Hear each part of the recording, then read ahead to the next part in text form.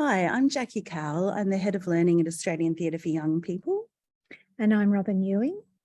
And before we get started, I'd just like to do an acknowledgement that ATYP acknowledges Aboriginal and Torres Strait Islanders as Australia's first people, and we acknowledge the Gadigal people of the Eora Nation on this traditional land of which we work and tell stories. They are the original storytellers of our nation, and we pay our respects to elders past and present. Right, so we're going to get started with our symposium today, our talk, which is all about Australian Theatre for Young People's digital program called OnDemand Plus. And I'll hand over to Robyn. We're going to have a conversation for the first part of this anyway. And Jacqui, I'd really like you to tell us what OnDemand Plus is. Right, well, OnDemand Plus came about during COVID. ATYP, which is Australia's national youth theatre company, we've had a platform called OnDemand for about 10 years. OnDemand is an amazing digital platform which has about 12 theatre productions, which schools, teachers and students can access around the country. Right. And we had some funding to develop that, and it's also got a workshop series and a whole lot of resources for teachers. So because we had this platform already, when COVID hit and lockdown happened, we were kind of ahead of the curve because we already had the platform, as a lot of arts companies, a lot of organisations were scrambling to create their own platform for schools. So we already had this, and we thought, what else can we do for schools, particularly for teachers, to help to give them more resources, more tools for their tool belt, and resources they can grab to help them in the classroom, but also that they could use digitally when kids are at home as well. And we came up with OnDemand Plus. So OnDemand Plus is for primary teachers and students, and it looks at all different areas of the curriculum: science, history, English, physical health and education. So we've looked at core units, we've looked at migration, First Nations connections, we've looked at belonging in physical health and education. We've looked at a whole lot of concepts and content. And then we thought, how can we teach these through drama and literacy, which is our speciality at Australian Theatre for Young People. So we've come up with, what we came up with was 6 complete units. So it's a complete unit of work that goes for 8 weeks, and it has everything a teacher would need. It's got weekly lesson plans for that 8 weeks. It's got accompanying resources. So if there's a worksheet, we've already created the worksheet. But the unique thing about OnDemand Plus is we also have instructional videos, educational videos that accompany every single week of learning. So for teachers who aren't as confident teaching drama and literacy strategies, they've never taught them before, or they want some new drama and literacy strategies, every week has an instructional video presented by our ATYP teaching artists that have young people with them, so they're teaching the class. Teachers can use that for their own PD before they teach the lesson, their own professional development, or they can show the kids in the classroom and go, this is the strategy, this is the exercise we're going to do, have a look, and now here we go. We're going to give it a go. So we got some funding to do this during lockdown. And over the last 18 months, we've developed those units of work. They've taken quite a while to develop because we need to come up with the idea. We did all the research and the content with Robyn and a few other academics from Sydney University. We then had to do the scripting, the filming. So each unit takes about 3 to 6 months to create. And now we've got this wonderful suite of resources to share with teachers and schools.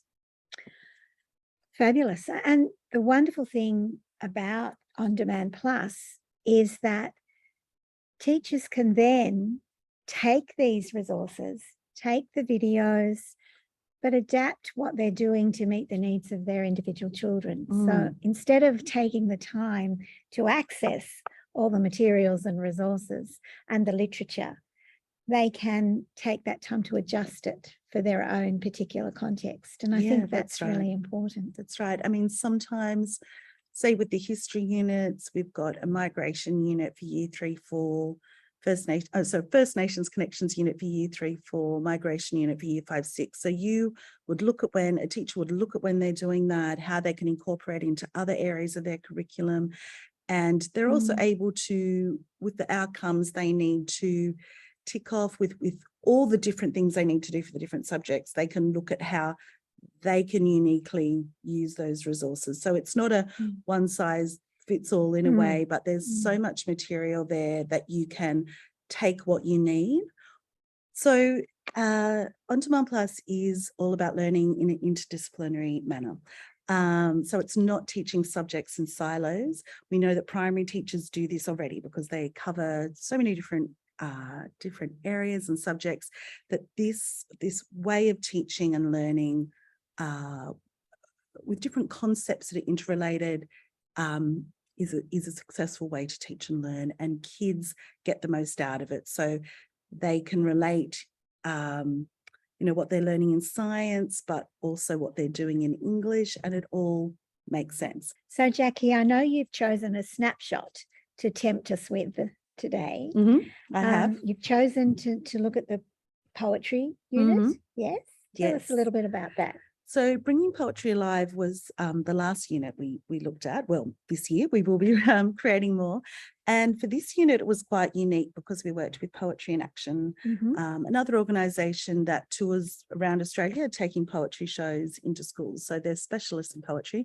And what we wanted to do was to have a new way in to look at poetry that would be really interesting and exciting for young people, so that they could bring poetry alive through drama, through performing it, through writing it, through speaking it, which is the best way to learn it. It's like Shakespeare. You don't want to read a Shakespeare play. If you can say the words, if you can see a performance, it makes so much more sense. So poetry is the same. So this beautiful unit looks at narrative poetry. It looks at different kind of devices of poetry, such as symbol and metaphor and alliteration and all the different poetic techniques that young people, the primary students, need to learn about. But it looks at them through these really these well-known poems, some of them like The Man from Ironbark and Isabel and a few other poems, but it looks at them through a more performative lens and gets kids to engage with the characters, the stories within the poem. And the emotions. And then by doing that, they are all of a sudden part of it, because they're being asked what they think of it. They're being asked about these characters and who they are and what they're feeling. So all of these, everything we do on OnDemand Plus is embodied learning. So it's really putting the kids in the centre of the learning, and they're having to discover all these things about what they're reading and what they're being presented with. So the poetry unit is really beautiful. It's for Year 3 to 6. So again, you can use that.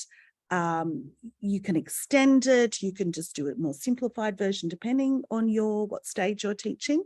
And what we're going to do today is look at one lesson, just one week only, week 3, where we look at a lot of narrative. We look at narrative poetry. Great.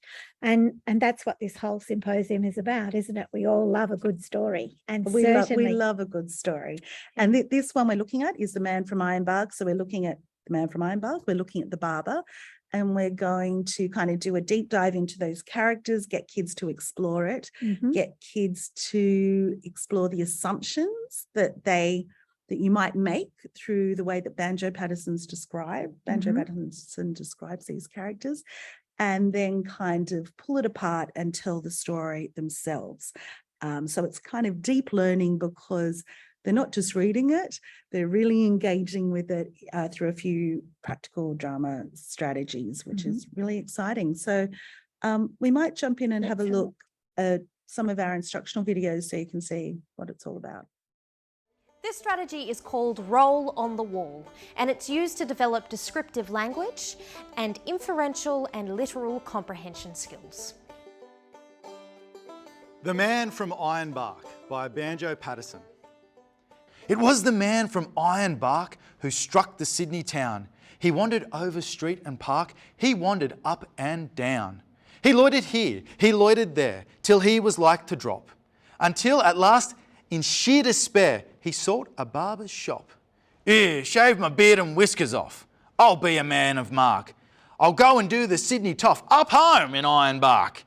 The barber man was small and flash, as barbers mostly are. He wore a strike your fancy sash. He smoked a huge cigar. He was a humorist of note and keen at repartee. He laid the odds and kept a tote, whatever that may be. And when he saw our friend arrive, he whispered, "Here's a lark. Just watch me catch him all alive, this man from Ironbark." There were some gilded youths that sat along the barber's wall. Their eyes were dull, their heads were flat, they had no brains at all. To them the barber passed a wink, his dexter eyelids shut. "I'll make this bloomin' yokel think his bloomin' throat is cut." And as he soaped and rubbed it in, he made a rude remark. "I suppose them flats is pretty green up there in Ironbark." A grunt was all reply he got. He shaved the bushman's chin, then made the water boiling hot and dipped the razor in. He raised his hand, his brow grew black. He paused a while to gloat, then slashed the red-hot razor back across the victim's throat. Upon the newly shaven skin, it made a livid mark. No doubt it fairly took him in, the man from Ironbark. He fetched a wild up-country yell, might wake the dead to hear. And though his throat he knew full well was cut from ear to ear, he struggled gamely to his feet and faced the murderous foe. "You've done for me, you dog. I'm beat. One hit before I go. I only wish I had a knife, you blessed murdering shark. But you'll remember all your life the man from Ironbark." He lifted up his hairy paw with one tremendous clout and landed on the barber's jaw and knocked the barber out. He set to work with nail and tooth. He made the place a wreck. He grabbed the nearest gilded youth and tried to break his neck. And all the while his throat he held to save his vital spark. "And murder, bloody murder," yelled the man from Ironbark. A peeler man who heard the din came in to see the show. He tried to run the bushman in, but he refused to go. And when at last the barber spoke and said, "'Twas all in fun. 'Twas just a little harmless joke, a trifle overdone." "A joke," he cried. "By George, that's fine. A lively sort of lark. I'd like to catch that murdering swine some night in Ironbark." And now while round the shearing floor the listening shearers gape, he tells the story o'er and all and brags of his escape. "Them barber chaps, what keeps a tote? By George, I've had enough. One tried to cut me bloomin' throat, but thank the Lord it's tough.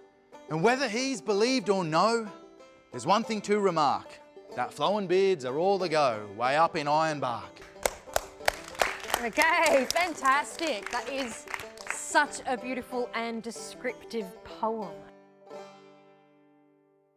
So, let's get to know the two characters that we have in this poem a little bit better. We have the man from Ironbark and the barber.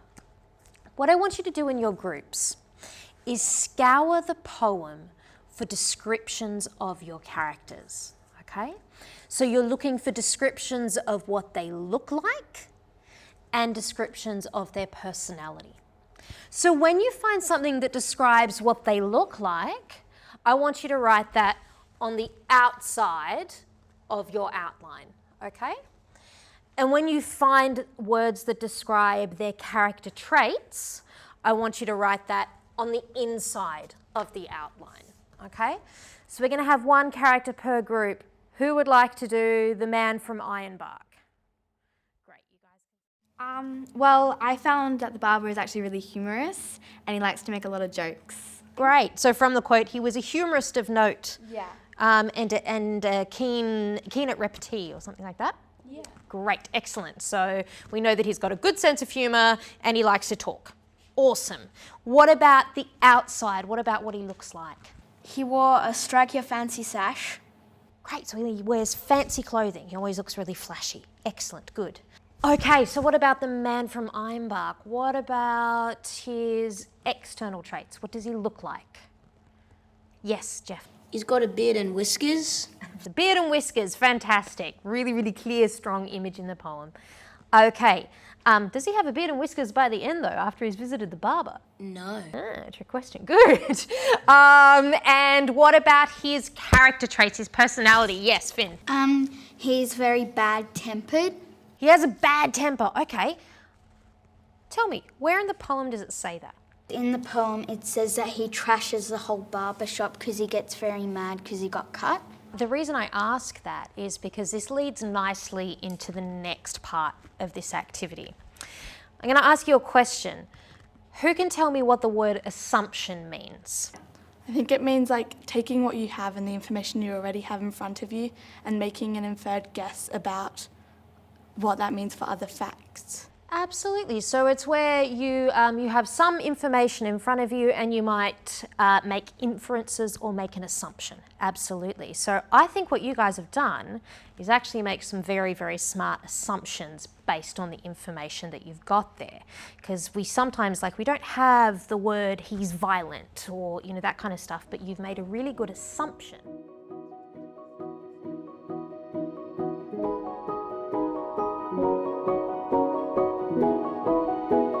Excellent, great job guys. An extension of this would be to get the investigators to retell the story of the storytellers. Now this is great because it builds their listening skills and it gets them to honour the story they've originally heard.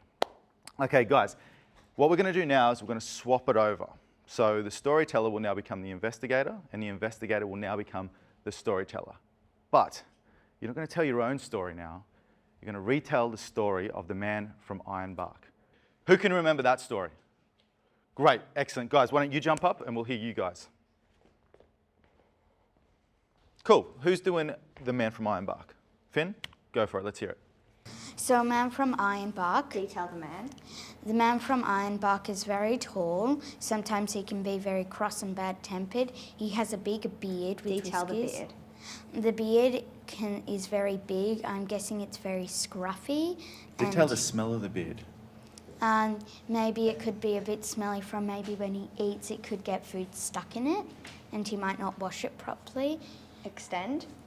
So he goes to the barber's one day and the barber... Detail the barber. The barber is for short. He smokes a huge cigar and he wears a, I think it's a scarf.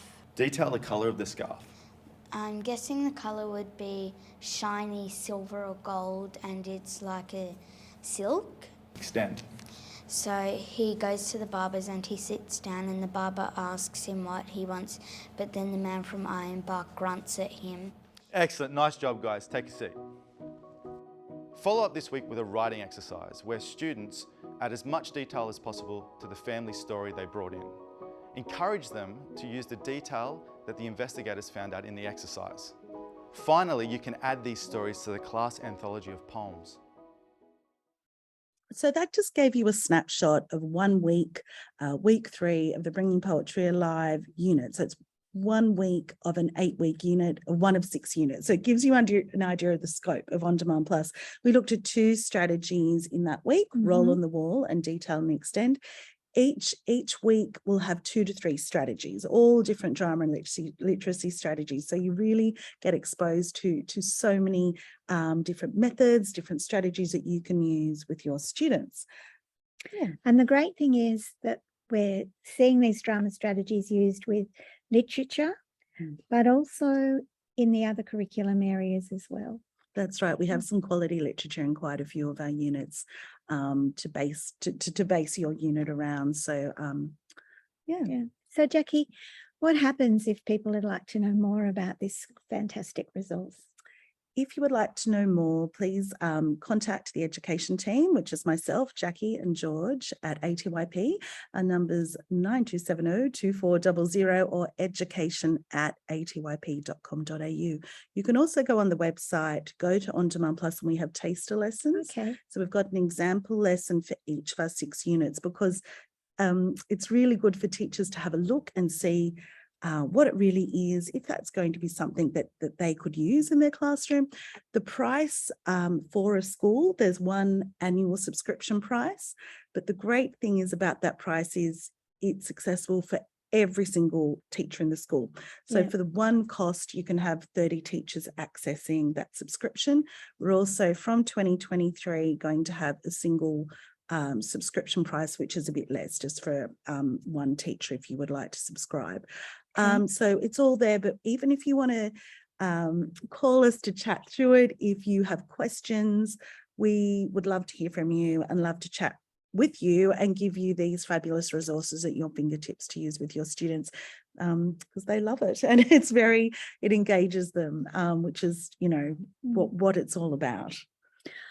Thanks, Jacqui. We all love a good story. So OnDemand Plus story is good in itself. Yeah. But the other stories within that story are going to be really helpful for us in the primary classroom and beyond. Thank you, Robyn. Thank It's lovely you. to chat today.